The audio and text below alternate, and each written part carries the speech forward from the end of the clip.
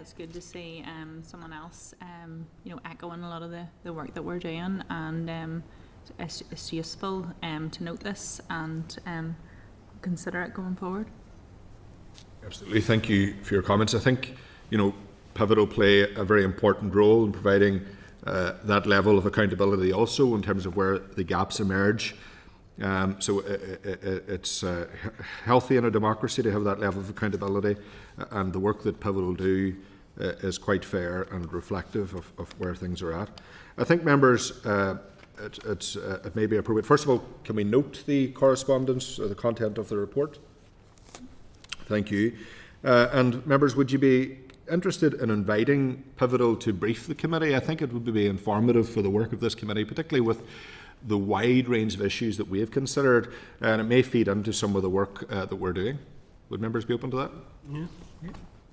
Well, it's just one consultant. Should we consider bringing in a range of consultants if we're doing that? Is that right that we leap to one? I'm just a wee bit concerned, did they write to us specifically to ask to come? It's just just as we're engagement with different bodies, there's a lot of ones that we consider different times. There is a variety of them. Probably in terms of timing, it's probably the most relevant and most recent. I'm happy to explore others who could join, but I think it may be of interest to the committee to hear where they believe some of the issues are, and it would inform our work going forward.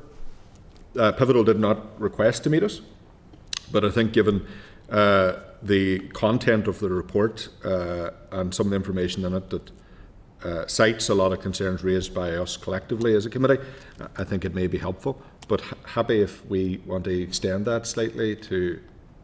Maybe if we take it away and think about whether there should be maybe a panel of it. I know whenever they came to Finance Committee before, we'd picked sort of like 3 different consultants that all came just at the one time, if that was... Could you feed into Lucia privately, and we'll maybe bring that back next week? Is that okay? Mm-hmm. Okay, members, thanks very much. Can I refer you to pages 19 to 20 of the meeting pack, where there's correspondence from the member of the public regarding heritage contracts. You'll note that the committee has been copied into a letter dated on the 8th of September 2025 from a member of the public, an independent investigator to the Minister for Communities. The correspondence raises allegations concerning procurement oversight, accreditation claims and conflicts of interest in heritage contracts awarded to a roofing company. Members, any particular views? I'd say it probably should be forwarded on. I think that may have been what done. If it came up in communities, I think that might have been what was done there. So, would it be appropriate at this stage, members, to suggest maybe refer that to the Committee for Communities? Mm-hmm. Okay. I'd fairly interested. Yes, that's fine. Yeah, that's okay. Thank you. Okay, members. You can tend to note this letter on the basis that it does not come under the remit of the Public Accounts Committee. And also, just to point out for the record, the committee has no formal basis to investigate this unless the Northern Ireland Audit Office brings forward a report. However, it can bring it to the attention of the NAO with the permission of the correspondent and keep the matter under review should the Northern Ireland Audit Office report on it in future. Okay, members? Agenda item 7, we have the Memorandum of Reply on developing the skills for Northern Ireland's future. Can I refer you to the relevant documents? The clerk's brief is kindly provided at pages 22-28 of the meeting pack. The Memorandum of Reply at pages 29 to 41 of the meeting pack.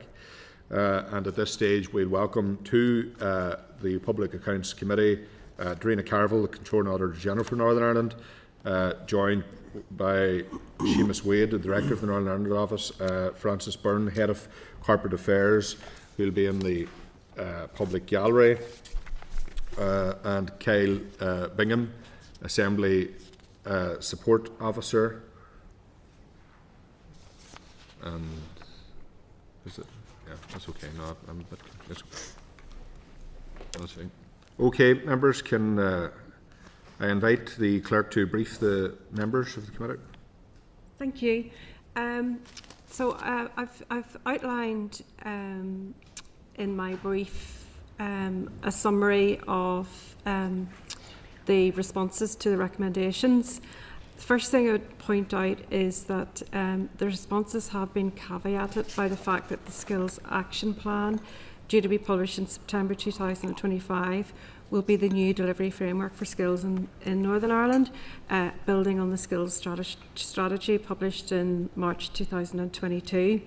So there is a mixture of some of the recommendations that have been fully accepted, some partially accepted, and then some of the implementation dates have been extended in some of them, but I'll just run through them. So recommendation 1 was partially accepted. Key highlights, it refers to the fact that the focus is now shifting from the skills strategy to the skills action plan. Each action within the skills action plan will be allocated to a lead official, and responsibility for setting the strategic and policy direction of all aspects of the work of DfE lies with the Minister. So just in terms of that, the committee might want to seek some clarification or assurance around the continuity between the 2022 strategy and the action plan to ensure that there's no gaps in progress. Recommendation 2 then has been accepted. I'm not really going to go into the detail of that because it's in your brief. Recommendation 3 has also been accepted. However, highlighted in red is that the implementation date has shifted to the 30th of June 2022. So yes, that's just something for members to note. Generally, as part of the process with the MOR, the committee would ask for an update in 12 months' time. So, at that point, you might want to just check what sort of progress has been made towards that. That's if you're content with that implementation date. Recommendation 4, partially accepted, and the implementation date just states within 12 months. Probably the key issue here is to do with governance. No, you go. No, just yeah.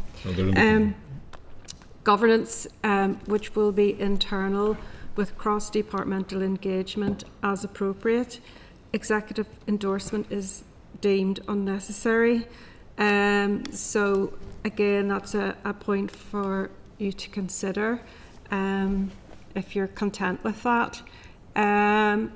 Recommendation 5 is accepted, but again, the implementation date has changed slightly.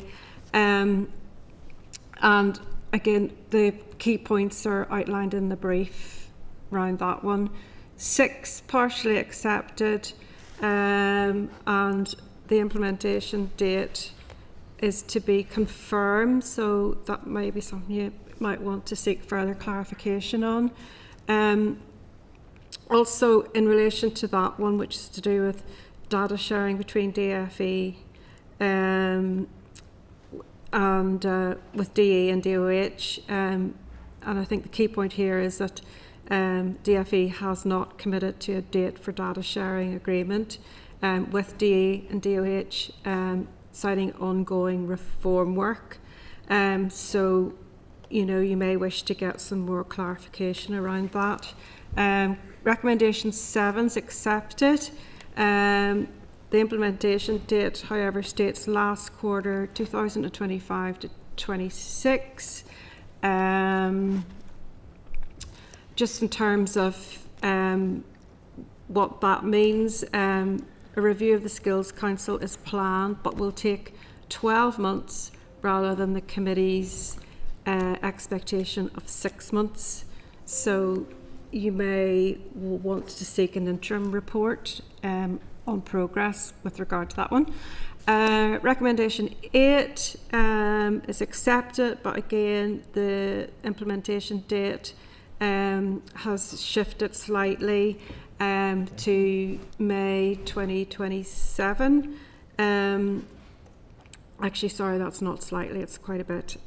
So again, the evaluation of business engagement has been delayed, and you may want to seek clarification around that. Recommendation 9 is partially accepted. Date is it just says it's ongoing, and again, you might want to get some more clarification on that, and how success will be measured. Recommendation 10, it's the implementation date as stated. So just in relation to that one, a thematic review of careers education by ETE has been agreed, but they do flag up that is subject to resources. 11's been accepted. 12 partially accepted. However, there might be some clarification needed around some of the points raised in that one as well. So there's quite a lot there to take in, and I hope that gives you a flavour of what's in the MOR. Yeah, thank you for that, Clerk. There's a number of members looking in, but just before they do, I think it's regrettable that some of the requested timeframes are not being met. You know, there was one, recommendation 8 that was to be within 12 months, and they're saying May 2027, which is actually at the very end of this mandate. That's not acceptable. And at the first point, I think it's very important that we communicate that to the department. We've laid out these timescales, and we want a clear explanation as to why they're not going to be met. But it is certainly not acceptable nor appropriate to put a date on when this committee won't even be sitting to review it. So I think that's important in terms of holding the department's feet to the fire. There's a number of questions that I'd have, you know, just given what we've read in terms of some of the partial acceptance and then the time frames and stuff. You know, how do we ensure that the Skills Action Plan avoids repeating the failures of the 2022 strategy, for instance? And you know, we have a role as a committee to make sure that we hold them to account to ensure that doesn't happen. Like, when will the departments publish a quantified action plan to end duplication between schools and further education on 14 to 19 provision? Is also another important point that needs to be raised. You know, the key recommendations only partially accepted. We need to ask why that is the case, and to explain why these deadlines are being missed. You know, I don't think some of these departments are getting the message that this isn't acceptable, and we need to reinforce that. And if they can't give us a proper explanation, we'll bring them back in and run through this again with them, which is regrettable that we'd have to suggest that, but it may be necessary. We have a number of members looking in. First of all, good to Diane, Vice Chair. Yeah, thank you, Chair. Yeah, I would agree with you. It's just, I think this is the most disappointing MOR that I've seen come through. Yep. You know, it's quite bitty, and like saying, was it 6 out of 12? So half of the recommendations have either had, you know, a delay or partial commitment to it, and I wonder why the tone wasn't taken. We've got a new skills action plan. We'll come in and maybe brief you on that, on how that aligns to your recommendations in a few weeks. But particularly recommendation 6, which is one, and I know Cheryl felt very strongly about this particular one, about the data sharing, and they're saying partially accepted, but whenever you actually read what they say, I feel like it reads that they haven't accepted it at all, because they're actually saying no, they're going to look into it, but they haven't actually committed to an agreement or a date for it or working towards it. They're just kind of saying yes, good point, but they haven't really committed to anything. So we're particularly concerned about that one. And then recommendation 12, where they talk about the you know, the 14 to 19 age, they should have said partially accepted, but to me it actually reads that they have accepted it. So that one's a wee bit confusion as well. I read it and it feels like they're saying, yeah, we are doing an action plan within 12 months. So to me that didn't really add up either. So it's just a wee bit disappointing, and it would be nice to have a briefing on that skills action plan to see how that, if it's coming this month, aligned with actually this, and if this could be revisited maybe when the plan was launched. That would be my thoughts. It's a very lukewarm, watery response, to be honest. It doesn't provide much clarification, and you're right, it is probably the weakest MOR that we've seen since the return of this committee, so I think we'll reflect that in terms of our correspondence. We have Cahill, and then David, and then Colin. Thank you, Chair. Just a couple of points.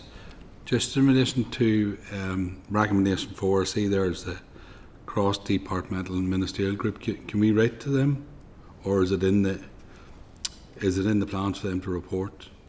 You know what I mean?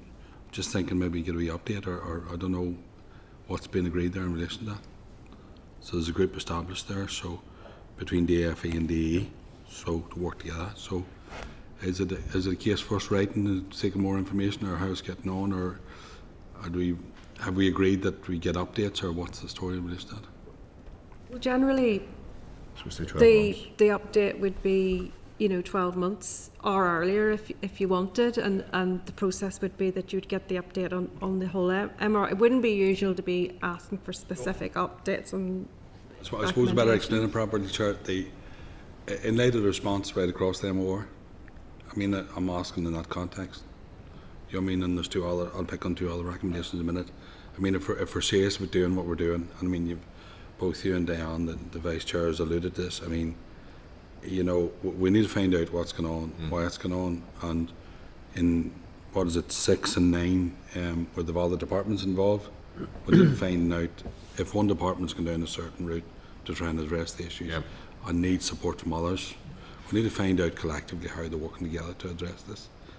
That's my premise and all the asking. So I understand the 12-month rule and all that, but it seems to me, in light of what's been said, in light of your views, yourselves and other members will speak on their own behalf. But I think we need to try and tie this down and say, you're right, we've only got 18 months left. Do you know what I mean? So I have no, if we're saying, I'm only asked about the ministerial group, I just read through it, so I think if it's appropriate to write, or maybe take advice, or maybe try, I don't know, but let's try and shift the goalposts a wee bit, Chair. That's all I'm saying. On the same vein, Cathal, it may be appropriate, while seeking clarification, which is the olive branch that I'm reluctant to give them, we should say, as a note of caution, if we do not get sufficient clarification, you'll be back before this committee.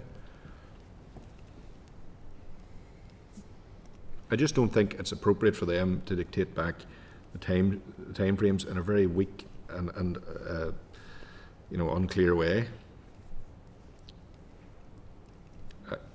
Just on that one, but I would agree with Cahill's point in that there are a number of departments involved, and it's just how we actually make that point, because if we bring DfE back, and again, reading between the lines here, like there's a lot of partners involved. Is there anything we can do to try to escalate that cross-cutting working?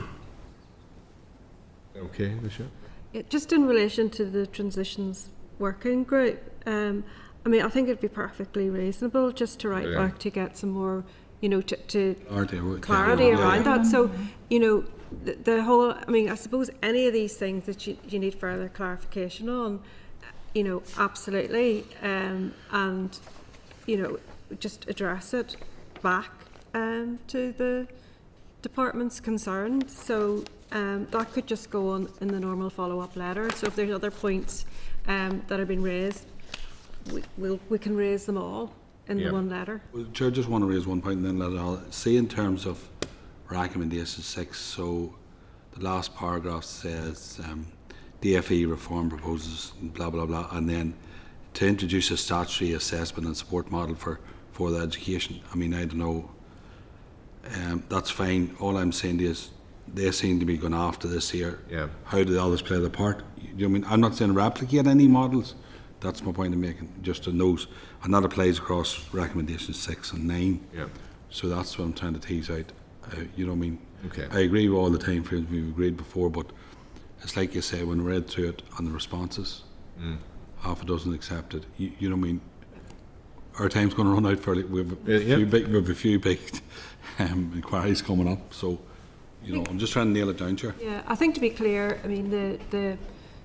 the follow-up process of 6 months, 12 months, whatever you agree, is one thing. But if you need clarification on any of the recommendations, then it would be normal to do that and address them at this stage. So that can all be covered in a letter back, after today from the committee. How am I wish now, Chair? I've had it. Ulster Scots. Like promises you can't keep, Cal. David? I have a couple. So just on 6, when you're there, we have 19,000 young people not in any training, not in any employment, and not in any education. And that data has got it. I don't think it's any way acceptable that we have that response for that. Okay, that's 10% of our young people are not doing anything, and they've been failed by that. The SEN part of that is a part of it, but that response is not acceptable.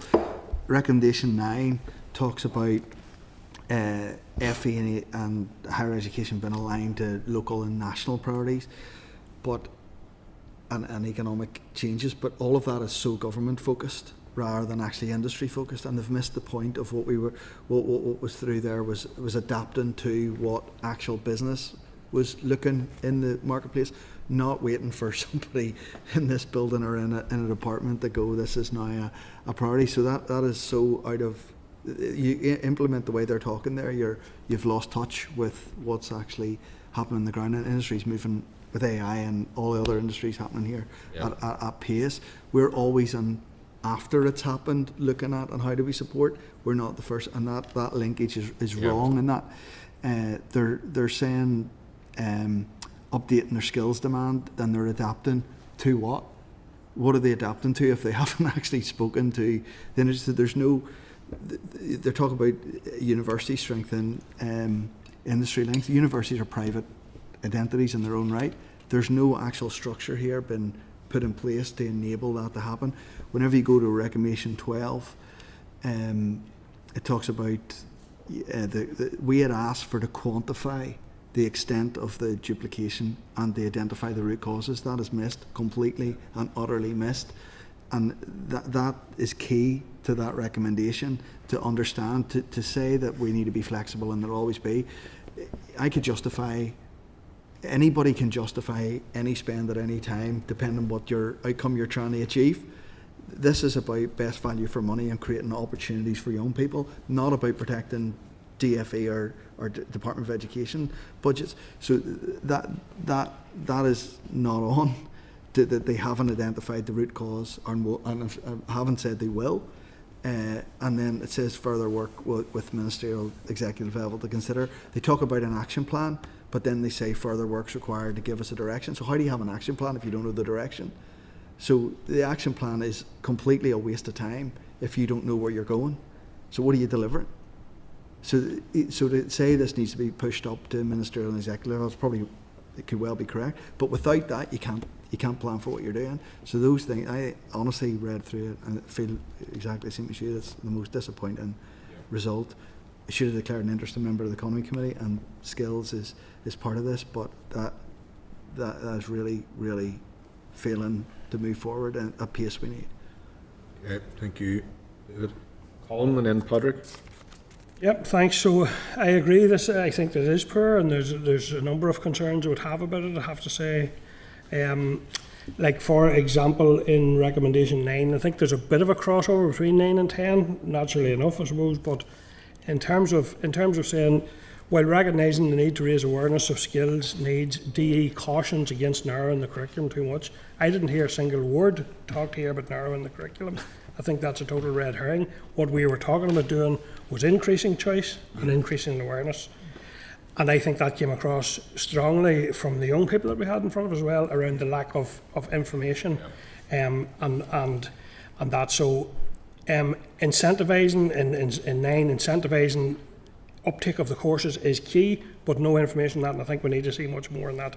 And in the point is expanding the choice into these types of skilled courses, not restricting or narrowing anything. So I think that has missed the mark in terms of the response, to be quite honest. In terms of 10, fully accepted, yet stating subject to resources. So I mean, that's almost the most basic element of it. Again, we heard it very, very clearly from the young people. My concern is this: if you always do what you always did, you will always get what you always got. Yeah. And if nothing changes or resources don't move into different areas, then surely the point of all this is to change, improve, first of all, and surely you will not improve if you don't change something. And I think that's one of the key areas that needed to be changed. Yep. I also think, and this may be more a point for us rather than the report, to be quite honest, and I think we need to consider this ourselves when we reflect on this report, but when they talk about aligning with local and national priorities, I'm not sure where national sits in terms of the all-island economy or the skills across the island versus the local. I got a very strong sense the last day that while there's an indication from the officials included about the importance of it, there's very little tangible there, and I still see very little tangible, and maybe we should have made that a recommendation, to be frank, because we have a burgeoning all-island economy, there's no doubt about it, and potential there. We have very stark different outcomes in terms of economy. To take part, better take part for this part of the island, better take part in the economic prosperity of all of the island. I think we need to get our heads around amalgamating the skills and ensuring that our people are mobile and that our people are able to work. Like somebody in my constituency, if they have an opportunity of a brilliant job in Monaghan, County Monaghan, we need to be ensuring that the skills are aligning and making sense. We also probably have slightly different economies in terms of England maybe or Britain being slightly more service, and we have more of a manufacturing, and therefore we could be letting ourselves down a little bit on that. So that's something for us to think about for again. The final 2 points I want to make briefly is I heard a news report this morning, I think it was this morning or yesterday morning, around apprenticeships, and a wee worrying signal that those are starting to slide a wee bit in terms of support for business. I think the case being highlighted was a young person who for second year hadn't been able to get an apprenticeship place. That's worrying from a skills perspective. I think there's a valid point there where maybe business are not getting the support to go that extra mile to facilitate apprenticeships. And the final point is really a point of information, but also maybe a point of question. So we had the benefit, and I welcome very much this morning in communities, we had a briefing on disability and work strategy. And I would like to know, and that's going to be coming, be launched by the Minister. I'm not at liberty to say anything more about that, but I'd be very keen to know how disability and skills are going to intertwine, and how we're going to ensure that any skills action plan or policy will include people with disabilities. I think, I'm not sure, maybe that's a letter to someone, I'm not sure what the best idea is there. Clarification. Are you clear on what? Yeah. Okay. Are you happy enough, Colin? We'll seek those questions. Patrick? Thanks, Chair. Chair, look, I had been trying to unmute earlier, but I don't know what was going on, so it was just to do the declarations of interest first, if that's okay, because it wouldn't let me in when I was trying to. So just same as David, I'm on the Economy Committee, and also our skills spokesperson for the party. The second one, as I mentioned, when we were doing the GP inquiry, I have quite a number of relatives who are GPs, one a previous GP practice owner, and then the third one is around the skills estate, obviously as a former primary school teacher and a current member of the Board of Governors, so quite an exhaustive list today, which was why I was trying to get on earlier. But just to begin, I suppose, on Colin's point on the skills mobility, that is one that I think is really critical, and I think that it's really critical to our economic objectives of regional balance, because skills mobility is a key piece for people who are living in border regions, on both sides of the border regions. So I think that that's really important, and I would totally agree and concur with that point. The point that I had been going to comment on was around the per pupil funding model, because to me that's the crux of all of this, and it's the crux of trying to change the system that's there at the minute, to make it more reflective. At the minute, the sixth forms, obviously, as we talked at length about when we were doing the report, have a per pupil funding model, and that, for me, for that not to be a clear sort of recommendation in this, I think that needs to be one, because the per pupil funding model compels schools to hold on to students, but it also reduces those students' opportunity to access further education, and to have a more blended learning approach. So to me, that is the crux of all of this, and if we're going to change it, without changing that part of it, the other parts really are quite secondary to that. So it's just to feed that on. Thank you, Patrick, and thanks for the declaration of interest. They are quite exhaustive, and thanks for seeking those clarifications, which the clerk is happy to do. Are you clear, Lucia, on what we're asking now? Yeah, and also I can listen back just to get exactly, because there's so many declarations, Patrick. You may put it in writing, mate. I think we're not happy with the responses, Yeah. overall summary of I that. think I will have to listen back. So. Okay then, members, so are we in agreement to write to the department to seek the necessary clarification in relation to all the various points raised? Okay, thank you. Okay then, members, we'll move on to agenda item 8, which is the Disclaimed Department for Economy Accounts briefing from the Controller and Auditor General. Can I refer members to the relevant documents, the correspondence between the PAC and DfE at pages 43 to 53 of the meeting pack. And with us on the front table we have Dorinnia, Carville, Seamus Wade and Karen Costley from the Audit Office. So Dorinnia, very welcome. You're free to brief the members when you can. Okay, thank you, Chair. So, members, you will recall when we discussed the disclaimed audit opinion, you asked me to bring you back an update at an appropriate point in time. So, we had indicated that we would do that in and around now when the audit was underway. So, by way of a very quick overview, just to remind you, I disclaimed my audit opinion on DfE's 23-24 accounts, primarily around two main issues, significant problems with the consolidation of the group financial accounts, and then specifically where we couldn't obtain sufficient evidence over the student loans balance that was in the accounts, and it was a hugely material sum to those accounts. There were other matters that I brought to the attention of the committee around postgraduate awards and their statement of outturn against assembly supply. Within the report that I attached to the accounts, and certainly when you took evidence from the accounting officer, we also highlighted to you significant issues with the quality of one of the component bodies, the Further Education College, the Northern Regional College as well. So that's sort of, and you obviously took lots of correspondence and evidence from the accounting officer as to progress that would be made. So just in terms of where we are today with the audit, and I suppose I should remind you as well, you will recall that we said it really it's a 3-year journey to remedy a disclaimer opinion. And to put that in layman's terms, it's 2 years from the year you get it right, if you like. So work is ongoing on the 24-25 DfE audit, and it's just by way of where we are. You will recall that certainly my view had been to you at the time that really key to all of this was us getting a quality set of accounts in to allow us to adequately commence our work, and then the corresponding audit evidence to be of a quality as well. So in terms of where we are, we continued this year to have some issues in relation to the core accounts that were submitted for audit, most notably around some of the principal statements, the remuneration report and the statement of supply.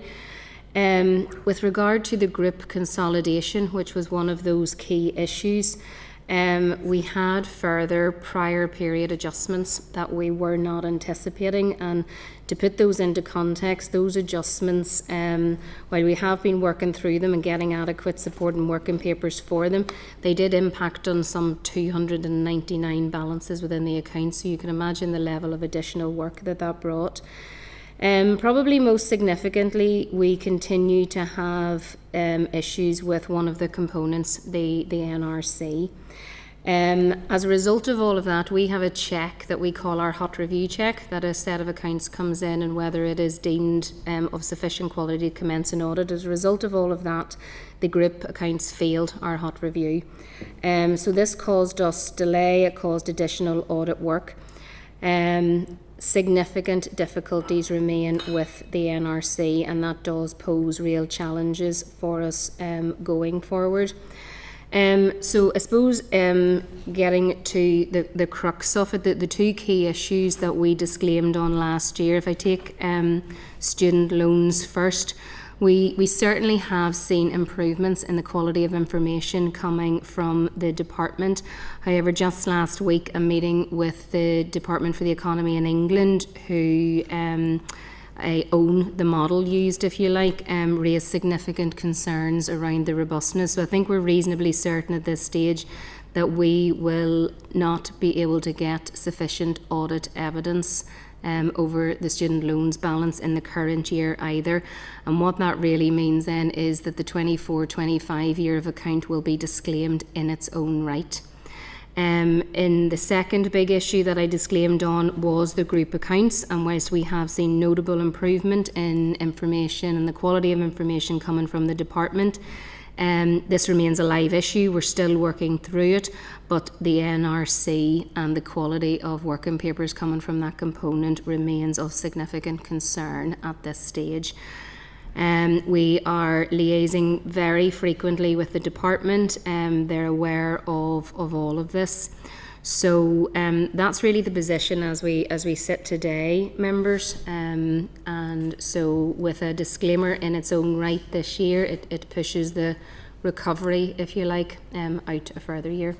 Thank you, Dorinnia. It is regrettable we continue to find ourselves in this situation. It's very difficult, if the accounts are not reliable, to have confidence in the reported spend by this particular department.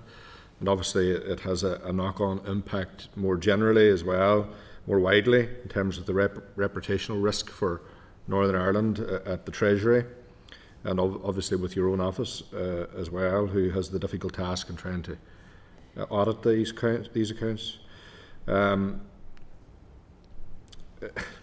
It is a shocking situation. I have a number of questions just that I would like to put, if possible, for the members. And you've said there's been improvements in the student loans valuation issue, but why have they failed to resolve it despite all the warnings, even at this case, at this stage? And in terms of the NRC's accounts, how are they impacting the department's consolidated reporting generally? I was going to ask how do we make sure this doesn't continue, but there's no light at the end of this tunnel by the looks of things at the present time. Yeah, so we have certainly seen improvement. Last year when we reported to you, so the student loans model is controlled, if you like, by DfE England, and then obviously it's for the department to do its own testing on it and provide audit evidence around the figures that they put into their accounts. We have certainly seen improvements in terms of what the department were able to provide us with. However, there are still quite significant difficulties around the robustness of that model in itself. One of the things that we did highlight to you is there is a move to a new model, which will then come into the next year of accounts. So this is the last year of that current model. New models, it's hard to predict, until we get into testing those next year. But certainly, in terms of information provided by the department locally, we did see improvements. With the NRC, the impact on the consolidation is significant. It is a significant component of the consolidation, and certainly, we're sitting here today and we haven't got all of the working papers that we have requested to do our audit on the component element that is the NRC. So that does have a direct impact on the department's consolidation.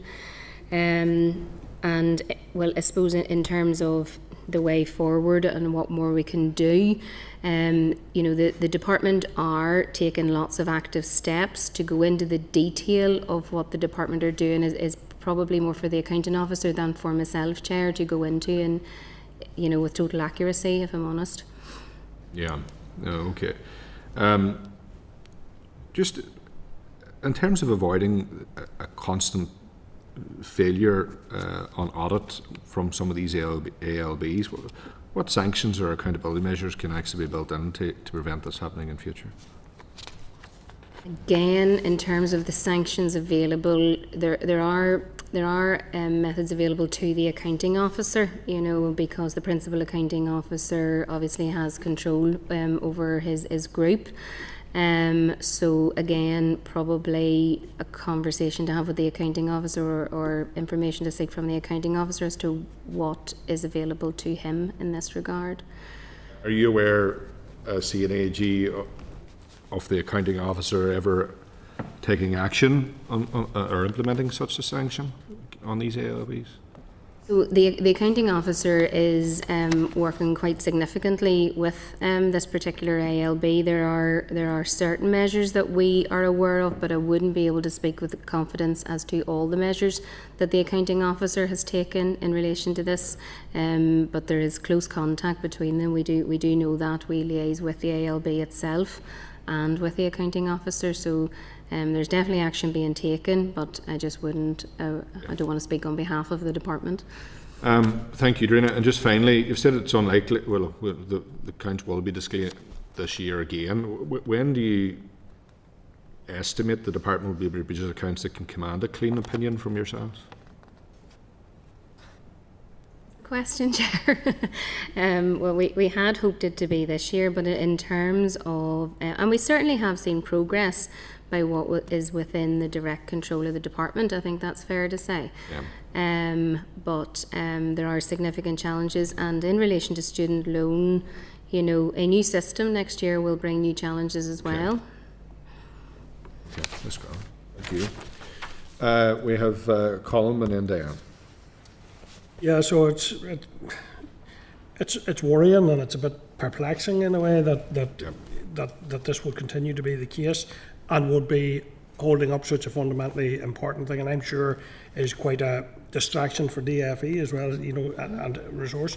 I suppose when the chair was asking his questions, I was thinking along the lines of sanctions versus support versus intervention, and you've touched on, I think, on some of the support, but in your, do you know enough at this stage, or is there, like, what further interventions could or should be taken to ensure that this unit is got up to spec to allow the greater part of the work to move forward as it should? I'm not sure that I can answer that with total confidence, because I think it is, you know, we're looking at it from the audit perspective, whereas to look at into the NRC and what difficulties they are experiencing, that is something that I think is really for the department to advise you on, if I'm honest. Okay, Dan, and then. Thank you, Chair, and thanks, Dorinnia, for coming and briefing us on this. I can't remember when it was that they were up here in committee. Was it like April, May time? It's like a good 5 months ago. And whenever they were here, you know, I think it was like 70 maybe accountants. Like, there was quite a significant number they had, and they had allocated more staff and, you know, a new director and stuff. And to then a few months later, you know, produce accounts that didn't meet basically, you know, your hot review. And just for clarity, because just for, you know, my own previous conflict of interest, I used to work in the audit office. If you could outline sort of what's in the hot review, because in my opinion, to have that many staff in place and not pass a hot review is quite concerning. Okay, so when we look at the hot review, we look at the quality of financial information accounts or the consolidation information the components are giving. So we look at the financial information and the supporting papers. So we looked at it in three different parts. So first of all, the core department, and Dorinnia had mentioned that there were some issues around quality in the remuneration report and on the statement of supply. Those we were content were enough for our audit to start. We know that there are issues that they need to resolve, but we can do that during the course of the audit. In terms of the group, we mentioned there were a lot of changes to prior year figures again, and it's just going to take a while to work through that. But at the time they presented the accounts for audit, the audit trail, if you like, between the old figures and the new figures wasn't there. They have since sorted that out.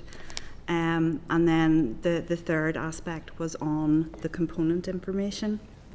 3 of the components failed the hot review in terms of what we were looking at. 2 of those components addressed the issues fairly quickly, and we were able to start the work on that. It's NRC basically where some of those issues are still there. And if I could just come in, just to give you a bit of a flavour of the significance of when a set of draft accounts comes in to us, you know, our basic starting point is to agree it back to the general ledger, so the books and records of the organisation.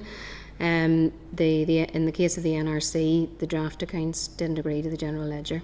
So at its basic fundamental level, that is a worry for us, that it's coming in at that state. No, absolutely, and I think it's just very, very concerning that you couldn't progress. I wanted to ask you about, you said there were a number, 299 balances affected by a number of prior period adjustments. I was just wondering sort of what they were, sort of the type of value we're talking about, and how many periods you had to go back with those prior period adjustments. So if you remember back to the 23-24 accounts, there were a considerable number of prior year adjustments. There aren't quite so many this time, and we still have to look at them in detail. The problem is the adjustments that were made flow through quite a lot of the figures in the accounts, so take quite a while to trace. Some examples of them would be an ESF programme ending, a reconciliation being done, and they realised that the balances in the accounts needed to be adjusted for that, so that was one. Another one was a new component being brought into the group, Springvale Educational Village, and it had been originally excluded because of the values, but there were still sizable values, and the department wanted to bring that in. So there are examples like that. There are some smaller ones as well there. One final one, Chair, if that's okay. When you're talking about student loans, it is just really concerning, to hear so many things about it. How much are we sitting with on the balance sheet in terms of student loans? Like, how much are we talking about here? Yeah, so certainly in last year's accounts it was 4.4 billion. So it is the most pervasive figure in the accounts, which is why it'll drive Billion, it. you're saying? Billion. Yeah. Yeah. 4 billion last year, 4.4. Whenever there's concern over that figure and the testing of it, it's absolutely huge. So just wanted to highlight how concerning that is. Sorry, just to correct it, 4.4 billion the current year, for last year when we disclaimed. So it's significant enough, it's material, is our accounting terminology, in its own right, significant enough to drive a disclaimer in its own right. Yeah, no, definitely. Thank you. Okay. Cal? Thanks, Chair. I suppose, Dorinnia, I have to go back to Callum's point. For us as a committee, because we're sitting here on a job of work to do, and unless we marry all this up, and I appreciate what you said in terms of whether you can answer his question or not. I mean, how do we? I'll just put it maybe slightly different way, because we have a responsibility.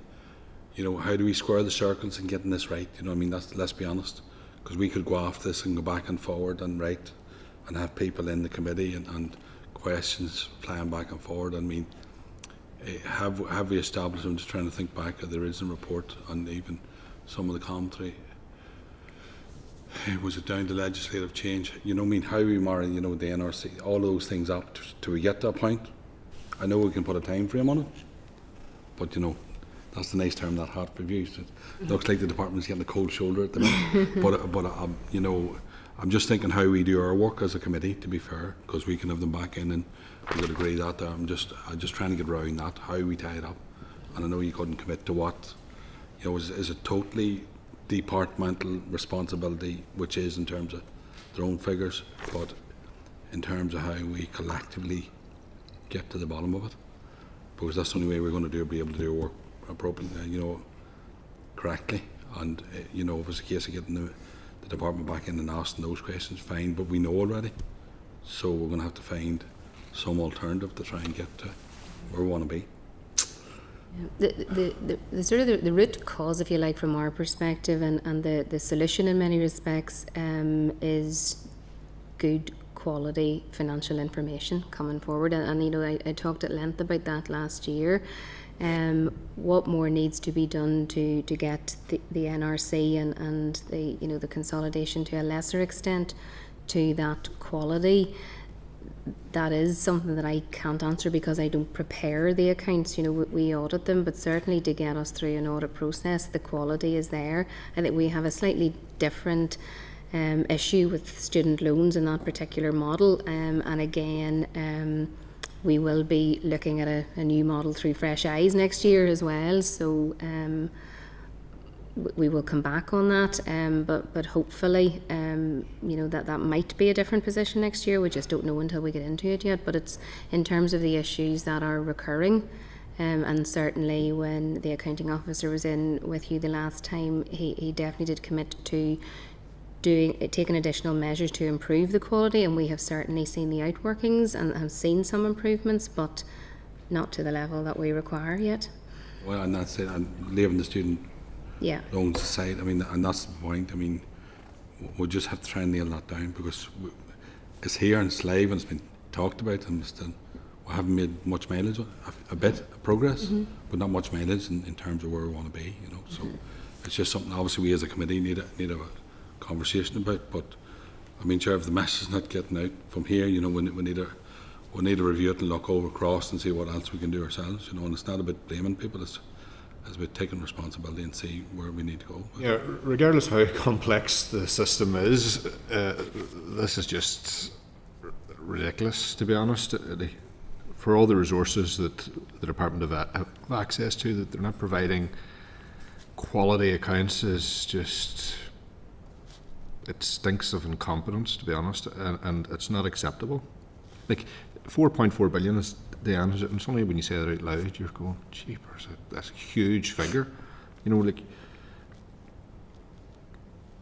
I just don't understand how they could get this so wrong and continue to. Regardless if there's an improvement, it's not an acceptable enough improvement, to be honest. David? Very quickly, Dan raised, I think the number was 80 something accountants last year, and actually it came out there was 110 actually whenever we got the whole story, not the bit they want you to hear. I suppose last year I said this, any small business gets fined, there's a punishment for your stuff being late. There is absolutely no consequence on this. That's why I asked about the sanctions. At all. There's no consequence. And the consequence said from us from the Permanent Secretary who was here was, I'm in front of you. Well, really, that's like the sitting room, I guess, and tell us what we can read is not, there's got to be, if this happens to a business, they're put out of business. The directors are struck off, and there's a punishment happening. How come the public sector can just, sure, we're late, sorry about that, we're making improvements? It's not on, it's not. David, even making it more localised, if this happened in a school and a principal couldn't explain where a significant part of his budget went, there would be very serious consequences. So what are those, or what can they be? I can't answer that for you, David, in terms of what's within my remit. I can give an audit opinion, or in this case not, but anything. And we book it next year, just like it's going to be a deja vu conversation. No light at the end of the tunnel. Yeah, thank you, Chair. And you've noted last year about how much your audit cost went up because of this going on. I was just wondering, so obviously, you knew this was going to be a more complex, process this year, but have you got an idea or any sort of projection? I suppose it's hard to when you don't know what you're dealing with, about how much extra this is going to cost you, and do you have the resources in place to actually be able to deal with this? Because obviously you have a budget that's approved for your planned work, for summer recess audits and a range of other works. This is a lot of extra work, so just in terms of your own capacity in dealing with this. So this year, obviously the last 2 years, because we have had significant difficulty with this, if you recall, the timetable this audit has drifted on, if you like, until March.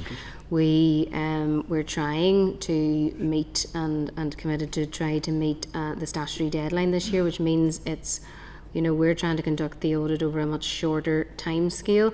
In order to do that, we have had to buy in some agency assistance to help us, and that does come at an additional cost because we didn't have the full in-house capacity to do that and do all our other audit work as well. This was additional. You'll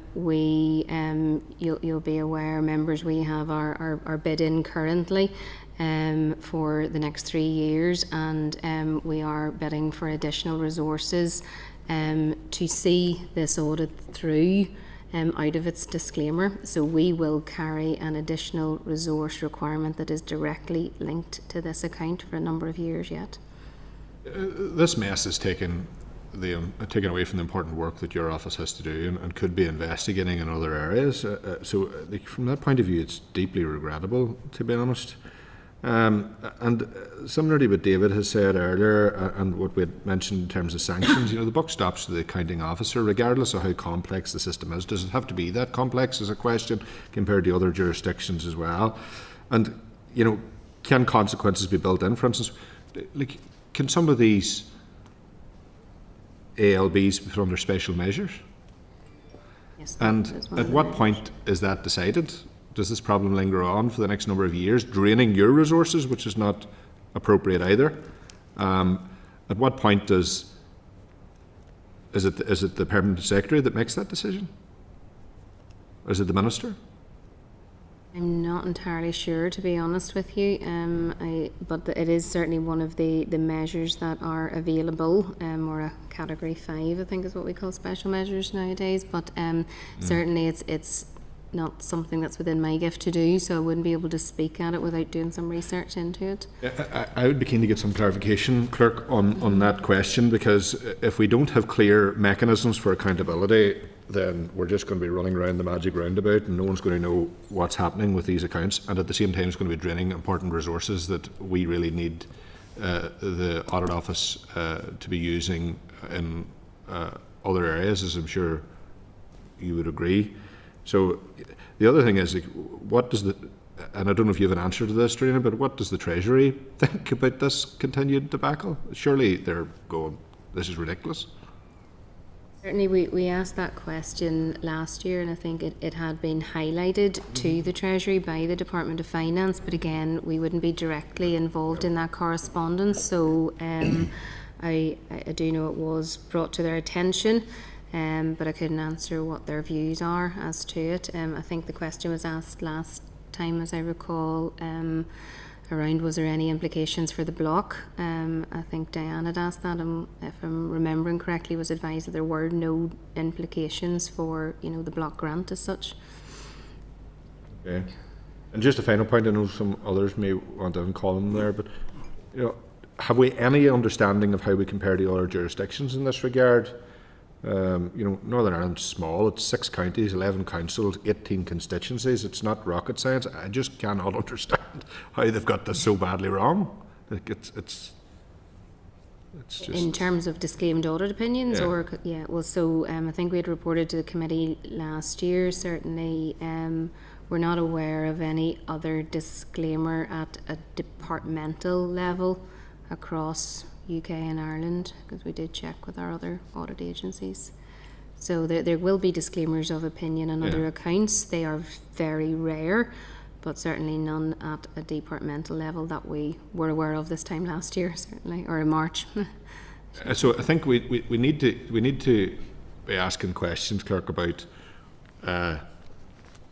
what sanctions or actions can be put in place, because with respect to your office and the good work that is happening, you can't keep running around after the Department for Economy and clean up their mess every year and get no further forward. That is not an appropriate use of your time or the skills of your office. And I'm saying very clearly, this is not acceptable. The accounting officer needs to, in my opinion, and we'll decide what we do about this in a second, but he needs to get his house in order and very quickly provide us with clarification as to what actions are actually being taken that'll conclude this issue. As I've said, Northern Ireland is a very small place. This is not acceptable at all, and it would not be tolerated anywhere else either. So I think we need to look at what options are at his disposal, and even a simple clarification, at what point can we see light at the end of the tunnel here? Because certainly from what you've told us today, I don't see that there will be anytime soon. Colin? Yeah, so I think we also need to be accurate and fair in the sense that I do get a sense of some progress, in that the last time we were discussing this, it was a department-wide issue. There was a whole lot of threads and strands to it, and that was a huge concern and reflected as such by this committee as a huge concern and reflected in the steps we took. It is narrowed, it would appear to me, down to a point where there's a particular problem around a part of the arm's length body being the NRC. And so now that it's been identified that the remaining issue or a remaining issue is narrowed down to that, I think we should absolutely, through the accounting officer, whoever it may be, establish what's going to be done to improve that. But I don't think we should be discussing it in the same terms exactly as we were before, in the sense that the issue has now narrowed and maybe clarified to an extent, and that's progress which we should be building upon, and then dealing with the issue we now know remains. Can I just come in on that point as well? The other thing, just to put in context, this is a live audit ongoing, and I suppose I'm bringing to you today the update on the issues that we had last year. Until we conclude our audit, I don't know what else I might find. Just want to caveat that. And we'll deal with that when we get what we're talking about today is this. Yeah, absolutely. Chair, yeah, thanks, Chair. And yeah, thanks for that explanation. I mean, probably where we're sitting, obviously it's live. I mean, Chair, we'd need a, maybe Dorinnia can answer this in terms of, Colin's right, it's all right, but we can look at one department and say this, that, done, the other. We know there's other issues out there. Probably as a committee, can we seek all advice in terms of some of the stuff you talked about, in terms of sanctions? I think we need somebody in the room coming in, because it's an unusual one for the whole lot of us. In the interim period, while they're still live, we'll seek maybe other advice in terms of it. I think to get a better understanding. I think we're going to have to understand, but I think the starting point should be this should not have happened to begin with. Absolutely, and nobody's arguing that point. To have confidence in the process, and it's shocking. So, Clerk, are you clear on what we're asking? Okay. Yep. Dorinnia, you're content. Yep. Okay, thank you, members. With your agreement, we'll now move into closed session for the next item on the agenda.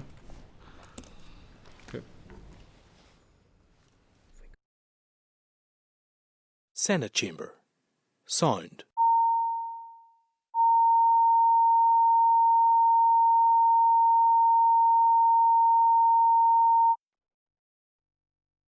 Senate Chamber.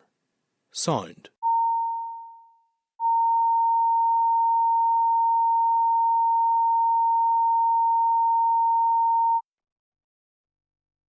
Senate Chamber.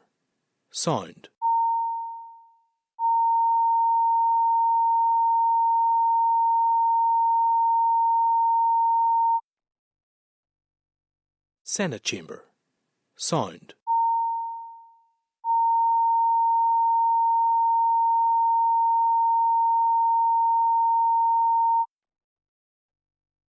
Senate Chamber. Sound. Senate Chamber.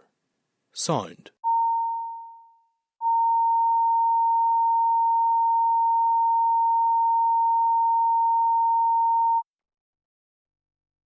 Senate Chamber. Sound.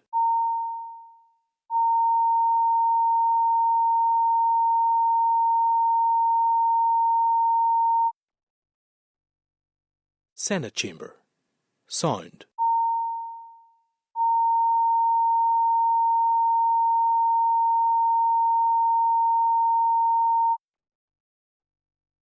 Senate Chamber. Sound. Senate Chamber.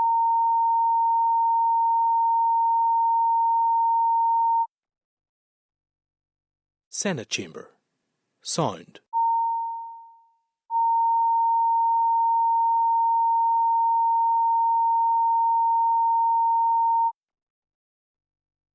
Senate Chamber.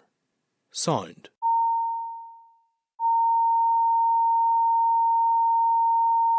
Senate Chamber.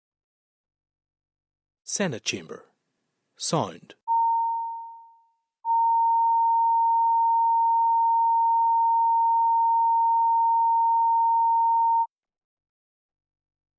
Senate Chamber. Sound.